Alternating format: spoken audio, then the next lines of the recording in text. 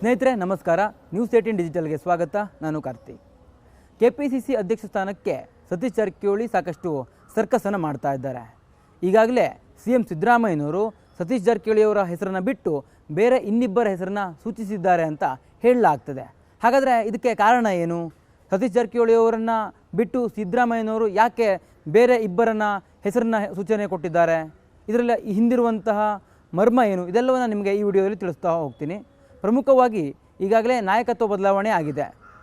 ಡಿ.ಕೆ. ಶಿವಕುಮಾರ್ ಅವರು ಜೂನ್ 3 ಸಂಜೆ 4:05 C M ಆಗಿ ಪ್ರಮಾಣ ವಚನವನ್ನು ಕೂಡ ಸ್ವೀಕಾರ ಮಾಡಲಿಕ್ಕಿದ್ದಾರೆ.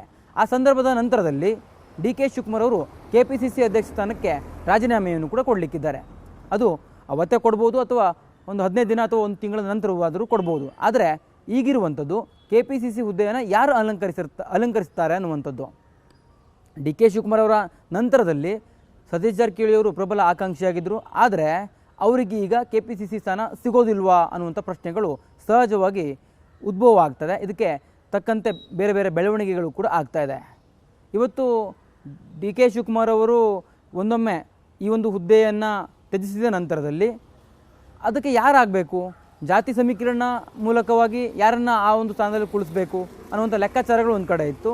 ಅಹಿಂದ ವರ್ಗಕ್ಕೆ ನಮಗೆ ಕೊಡಬೇಕು, ಅಹಿಂದವನ್ನು ಒಟ್ಟುಗೂಡಿಸುವಂತಹ ನಾಯಕರಿಗೆ ಕೊಡಿ ಅನ್ನುವಂಥ ಬೇಡಿಕೆಗಳು ಕೂಡ ಕೇಳಿಬರ್ತಾ ಇತ್ತು. ಆ ಒಂದು ಬೇಡಿಕೆಯ ಕಾರಣಕ್ಕಾಗಿಯೇ ಸತೀಶ್ ಜಾರಕಿಹೊಳಿ ಅವರ ಹೆಸರು ಮೇಲಿಂದ ಮೇಲೆ ಕೇಳಿಬರ್ತಾ ಇತ್ತು. ಆದರೆ ಈಗ ಕಾಂಗ್ರೆಸ್ನ ಹೈಕಮಾಂಡ್ ಸ್ಪಷ್ಟವಾಗಿ ಸತೀಶ್ ಜಾರಕಿಹೊಳಿ ಅವರಿಗೆ ಒಂದು ಸೂಚನೆಯನ್ನು ಕೊಟ್ಟಿದೆ.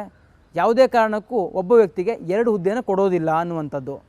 ಸತೀಶ್ ಜಾರಕಿಹೊಳಿ ಅವರು ನಿರೀಕ್ಷೆ ಹೇಗಿತ್ತು ಅಂದರೆ, ಸಚಿವ ಸ್ಥಾನದ ಜೊತೆಗೆ ತನಗೆ ಕೆಪಿಸಿಸಿ ಹುದ್ದೆಯನ್ನು ಕೊಟ್ಟರೆ ನಾನು ನಿಭಾಯಿಸ್ತೇನೆ, 2028ಕ್ಕೆ ಪಕ್ಷವನ್ನು ಅಧಿಕಾರಕ್ಕೆ ತರುತ್ತೇನೆ, ಅಲ್ಲಿವರೆಗೂ ನಾನು ಪಕ್ಷ ಸಂಘಟನೆ ಮಾಡ್ತೇನೆ ಅನ್ನುವಂಥ ಒಂದು ಮಾತನ್ನು ಅವರು ಹೇಳಿದರು. ಆದರೆ ಪಕ್ಷ ಸ್ಪಷ್ಟವಾಗಿ ಹೇಳಿದೆ.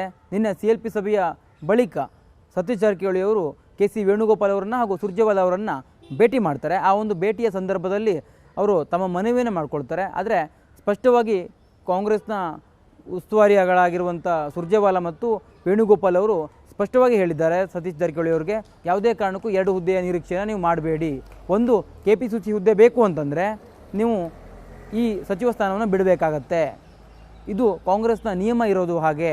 ಡಿ.ಕೆ. ಶಿವಕುಮಾರ್ ಅವರನ್ನು DCM ಜೊತೆಗೆ ಕೆಪಿಸಿಸಿ ಹುದ್ದೆಯನ್ನು ಕೊಟ್ಟಿರ್ತಕ್ಕಂಥ ಸಂದರ್ಭದಲ್ಲಿ ಆ ನಿಯಮ ಈ ಹಿಂದೆ ಇರಲಿಲ್ಲ, ಅಥವಾ ಅದು ಬೇರೆ ಕಾರಣಕ್ಕಾಗಿ ಕೊಟ್ಟಿದ್ದೇವೆ ಅನ್ನುವಂಥ ರೀತಿಯಲ್ಲಿ ಅವರು ವಿವರಣೆಯನ್ನು ಕೂಡ ಕೊಟ್ಟಿದ್ದಾರೆ.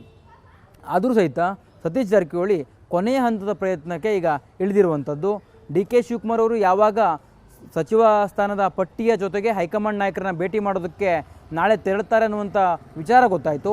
ಅದೇ ಒಂದು ಸಂದರ್ಭದಲ್ಲಿ ಕಾಂಗ್ರೆಸ್ನ ಹೈಕಮಾಂಡ್ ನಾಯಕರನ್ನು ಮತ್ತೊಮ್ಮೆ ಭೇಟಿ ಮಾಡೋದಕ್ಕೆ ಸತೀಶ್ ಜಾರಕಿಹೊಳಿ ಅವರು ಈಗಾಗಲೇ ನಿರ್ಧಾರವನ್ನು ತೆಗೆದುಕೊಂಡಿದ್ದಾರೆ. ಜೊತೆಗೆ ಅಲ್ಲಿ ಹೈಕಮಾಂಡ್ ನಾಯಕರನ್ನ ಮನವೊಲಿಸುವಂಥ ಎಲ್ಲ ರೀತಿಯ ಪ್ರಯತ್ನವನ್ನು ಕೂಡ ಅವರು ಮಾಡಲಿಕ್ಕಿದ್ದಾರೆ. ಜೊತೆಗೆ ಈ ರೀತಿಯ ಬೆಳವಣಿಗೆ ನಂತರದಲ್ಲಿ ಸಿದ್ದರಾಮಯ್ಯನವರು ಇಬ್ಬರ ಹೆಸರನ್ನು ಸೂಚಿಸಿದ್ದಾರೆ ಕೆಪಿಸಿಸಿ ಅಧ್ಯಕ್ಷ ಸ್ಥಾನಕ್ಕೆ ಅನ್ನುವಂಥದ್ದು ಈಗ ಚಾಲ್ತಿಯಲ್ಲಿದೆ. ಅಂದರೆ ಪ್ರಮುಖವಾಗಿ ಅಹಿಂದ ನಾಯಕ ಆಗಿರುವಂಥ ಹರಿಪ್ರಸಾದ್ ಅವರು ಇರ್ಬೋದು, ಅಂದರೆ BK ಹರಿಪ್ರಸಾದ್. ಜೊತೆಗೆ ಇನ್ನೊಬ್ಬರು ಈ ಒಂದು ಲಿಂಗಾಯತ ಸಮುದಾಯದ ಪ್ರಬಲ ನಾಯಕ MB ಪಾಟೀಲ್. ಆದರೆ MB ಪಾಟೀಲ್ ಅವರು ದೆಹಲಿಗೆ ಹೋದಂಥ ಸಂದರ್ಭದಲ್ಲಿ ಅವರು ಹೈಕಮಾಂಡ್ ನಾಯಕರಿಗೆ ಸ್ಪಷ್ಟವಾಗಿ ಹೇಳಿದ್ದಾರೆ ತನಗೆ ಆಸಕ್ತಿ ಇಲ್ಲ ಅನ್ನುವಂಥದ್ದು. ಅಂದರೆ ಮುಂದಿನ ದಿನಗಳಲ್ಲಿ ಆ ಜವಾಬ್ದಾರಿಯನ್ನು ನಾನು ನಿರ್ವಹಿಸ್ತೇನೆ ಅನ್ನುವಂಥ ಮಾತನ್ನು ಹೇಳಿದ್ದಾರೆ ಅಂತ ಹೇಳಲಾಗ್ತದೆ. ಒಟ್ಟಾರೆಯಾಗಿ ಈಶ್ವರ್ ಖಂಡ್ರೆ ಅವರ ಹೆಸರು ಕೂಡ ಈಗ ಕೇಳಿ ಬರ್ತದೆ. ಲಿಂಗಾಯತ ಸಮುದಾಯದ ಕಾರಣಕ್ಕಾಗಿ ಒಂದು ಕಡೆ ಒಕ್ಕಲಿಗರಿಗೆ CM ಸ್ಥಾನವನ್ನು ಕೊಟ್ಟರೆ ಲಿಂಗಾಯತರಿಗೆ ಒಂದು ಅವಕಾಶವನ್ನು ಕೆಪಿಸಿಸಿ ಅಧ್ಯಕ್ಷ ಸ್ಥಾನಕ್ಕಾಗಿ ಕೊಡ್ಬೋದು ಅನ್ನುವಂಥದ್ದು ಚರ್ಚೆಯಲ್ಲಿದೆ. ಆದರೆ ಅಹಿಂದ ವರ್ಗಕ್ಕೆ ಕೊಡಬೇಕು ಅನ್ನೋಂಥ ಬೇಡಿಕೆಯನ್ನು ಇಟ್ಟಿರ್ತಕ್ಕಂಥ ಸತೀಶ್ ಜಾರಕಿಹೊಳಿ ಅವರ ಹೆಸರು ಈಗ ಎಲ್ಲೋ ಒಂದು ಕಡೆ ಸಚಿವ ಸ್ಥಾನದ ಕಾರಣಕ್ಕಾಗಿ ಇದು ಕೆಪಿಸಿಸಿ ಅಧ್ಯಕ್ಷ ಸ್ಥಾನದ ಹೆಸರಿನಿಂದಲೇ ಅವ್ರನ್ನ ಕೈ ಬಿಡುವಂಥ ಸಾಧ್ಯತೆ ಇರತಕ್ಕಂಥದ್ದು. ಜೊತೆಗೆ ಅವರ ಬದಲಾಗಿ ಬೇರೆಯವರಿಗೆ ಅವಕಾಶ ಕೊಟ್ಟರು ಆಶ್ಚರ್ಯ ಪಡಬೇಕಾಗಿಲ್ಲ. ಸತೀಶ್ ಜಾರಕಿಹೊಳಿ ಅವರು ಸ್ಪಷ್ಟವಾಗಿ ಕಾಂಗ್ರೆಸ್ನ ಹೈಕಮಾಂಡ್ ಹೇಳಿದ್ದಾರೆ ತನಗೆ ಸಚಿವ ಸ್ಥಾನ ಬೇಕೇ ಬೇಕು ಅನ್ನುವಂಥದ್ದು. ಅದರಲ್ಲೂ ಕೂಡ ಕಾರಣ ಇದೆ. ಸತೀಶ್ ಜಾರಕಿಹೊಳಿ ಅವರು ಪಟ್ಟು ಹಿಡಿದೋದಕ್ಕೆ ಬೆಳಗಾವಿಯ ರಾಜಕಾರಣ ಇಲ್ಲಿ ಮುನ್ನೆಲೆಗೆ ಬರುತ್ತೆ. ಅಂದರೆ ಬೆಳಗಾವಿಯ ಹಿಡಿತ ತಪ್ಪಬಾರ್ದು ಅನ್ನುವಂಥ ಒಂದು ದೃಷ್ಟಿಕೋನವನ್ನು ಸತೀಶ್ ಜಾರಕಿಹೊಳಿ ಅವರು ಇಟ್ಕೊಂಡಿದ್ದಾರೆ. ಆ ಕಾರಣಕ್ಕಾಗಿ ಒಂದೊಮ್ಮೆ ನಾನು ಸಚಿವ ಸ್ಥಾನವನ್ನು ತ್ಯಜಿಸಿದರೆ, ಕೇವಲ ಕೆಪಿಸಿಸಿ ಅಧ್ಯಕ್ಷ ಸ್ಥಾನವನ್ನು ಮಾತ್ರ ಹೊಂದಿದರೆ ಅದು ಬೆಳಗಾವಿಯ ರಾಜಕಾರಣ ಮೇಲೆ ಪರಿಣಾಮ ಬೀರಬಹುದು, ತನ್ನಿಂದ ಆ ಒಂದು ಜಿಲ್ಲೆ ಹಿಡಿತ ತಪ್ಪಬಹುದು ಅನ್ನುವಂಥ ಲೆಕ್ಕಾಚಾರ ಸತೀಶ್ ಜಾರಕಿಹೊಳಿ ಅವರದ್ದು ಇದ್ದಂತೆ ಕಾಣಿಸ್ತದೆ. ಅದೇ ಕಾರಣಕ್ಕಾಗಿ ಅವರು ಯಾವುದೇ ಕಾರಣಕ್ಕೂ ಸಚಿವ ಸ್ಥಾನವನ್ನು ಬಿಡೋದಕ್ಕೆ ಒಪ್ಪೇ ಇಲ್ಲ.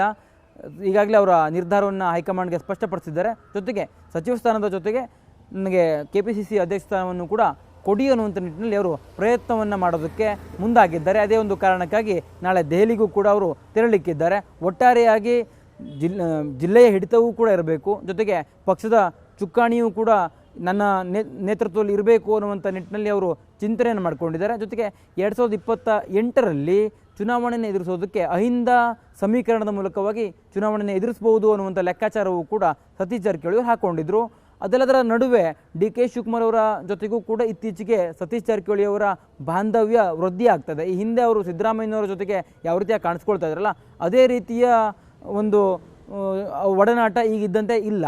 ಅವರಿಬ್ಬರ ನಡುವೆ ಒಂದಿಷ್ಟು ವೈಮನಸ್ಸುಗಳು ಬಂದಿದೆ ಅನ್ನುವಂಥದ್ದು ಚರ್ಚೆಯಲ್ಲಿದೆ. ಅದು ಮುಂದಿನ ದಿನಗಳಲ್ಲಿ ಸ್ಪಷ್ಟವಾಗಲಿದೆ. ಆದರೆ ಇದುವರೆಗೂ ಅದಕ್ಕೆ ಸಂಬಂಧಪಟ್ಟಂತೆ ಯಾವುದೇ ರೀತಿಯ ಸ್ಪಷ್ಟವಾಗಿರುವಂಥ ಮಾಹಿತಿ ಬಂದಿಲ್ಲ. ಒಟ್ಟಾರೆಯಾಗಿ ಸಿದ್ದರಾಮಯ್ಯನವರು ಸತೀಶ್ ಜಾರಕಿಹೊಳಿಯವರ ಹೆಸರನ್ನು ಹೊರತಾಗಿ ಇನ್ನಿಬ್ಬರ ಹೆಸರನ್ನು ಸೂಚಿಸಿರೋದಕ್ಕೆ ಕಾರಣ ಸತೀಶ್ ಜಾರಕಿಹೊಳಿಯವರು ತನಗೆ ಸಚಿವ ಸ್ಥಾನವನ್ನು ಬೇಕೇ ಬೇಕು ಅನ್ನುವಂಥ ಪಟ್ಟನ್ನು ಹಿಡಿದಿರುವಂಥ ಕಾರಣಕ್ಕಾಗಿ ಕಾಂಗ್ರೆಸ್ನ ಹೈಕಮಾಂಡ್ ನಾಯಕರು ಸತೀಶ್ ಜಾರಕಿಹೊಳಿಯವರ ಹೊರತಾಗಿ ಯಾರಿಗೆ ಕೊಡ್ಬೋದು ಅನ್ನುವಂಥ ಪ್ರಶ್ನೆಯನ್ನು ಇಟ್ಟಂಥ ಸಂದರ್ಭದಲ್ಲಿ ಸಿದ್ದರಾಮಯ್ಯನವರು ಈ ಎರಡರ ಹೆಸರನ್ನು ಇಟ್ಟಿದ್ದಾರೆ ಅಂತ ಹೇಳಲಾಗ್ತದೆ. ಹರಿಪ್ರಸಾದ್ ಅವರು ಜೊತೆಗೆ MB ಪಾಟೀಲ್ ಅವರ ಹೆಸರನ್ನು ಅವರು ಸೂಚಿಸಿದ್ರು ಅಂತ ಹೇಳಲಾಗ್ತಾ ಇದೆ. ಒಟ್ಟಾರೆಯಾಗಿ KPCC ಅಧ್ಯಕ್ಷ ಸ್ಥಾನವನ್ನು ಪಡಿಬೇಕು ಅನ್ನುವಂಥ ನಿಟ್ಟಿನಲ್ಲಿ ಸಾಕಷ್ಟು ಪ್ರಯತ್ನವನ್ನು ಮಾಡ್ತಿರುವಂಥ ಸತೀಶ್ ಜಾರಕಿಹೊಳಿಯವರು ಈ ಒಂದು ಪ್ರಯತ್ನದಲ್ಲಿ ಯಶಸ್ಸನ್ನು ಕಾಣ್ತಾರೆ ಅನ್ನೋದನ್ನು ಕಾದು ನೋಡಬೇಕಾಗಿದೆ. ಕ್ಯಾಮ್ರಾ ಪರ್ಸನ್ ಗುರುಶೇಖರ್ ಜೊತೆ ಕಾರ್ತಿಕ್, ನ್ಯೂಸ್ 18 ಕನ್ನಡ, ಬೆಂಗಳೂರು. ನಿರ್ಭೀತ, ನಿಷ್ಪಕ್ಷಪಾತ, ವಿಶ್ವಾಸಾರ್ಹ ಸುದ್ದಿಗಳಿಗೆ ಮತ್ತೊಂದು ಹೆಸರಾಗಿರುವಂತ ನ್ಯೂಸ್ 18 ಕನ್ನಡ ಈಗ ಆಪ್ನಲ್ಲೂ ಲಭ್ಯವಿದೆ. ದಯವಿಟ್ಟು ಇಲ್ಲಿರುವಂತ QR ಕೋಡ್ ಸ್ಕ್ಯಾನ್ ಮಾಡಿಕೊಂಡು ಆಪ್ ಡೌನ್ಲೋಡ್ ಮಾಡೋದಕ್ಕೆ ಮರಿಬೇಡಿ. ನಿಮ್ಮ ಬೆಂಬಲ ಹೀಗೆ ಸದಾ ನಮ್ಮೊಂದಿಗಿರಲಿ. ಧನ್ಯವಾದ.